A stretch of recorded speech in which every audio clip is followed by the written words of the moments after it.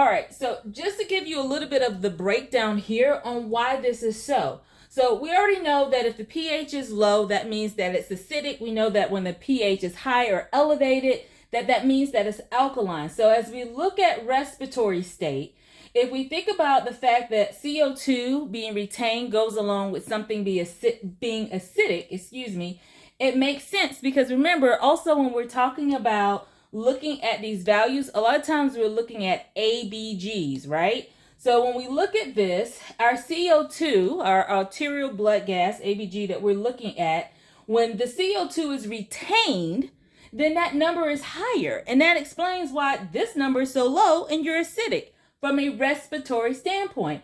On the flip side, when our pH is higher because we're in more of an alkaline state, it makes sense that we may be hyperventilating and blowing off more of the CO2, which then increases our pH. That makes us more alkaline. When we start looking at metabolic, a lot of times when we look at the HCO3, we know that that's more of an alkaline state. So we know that if this number is down and this number is down, okay, we know that we don't have this buffer. That explains why we are probably more acidic. On the flip side, if we're retaining more on this side, that explains because this is more of an alkaline value, more of an acidic value.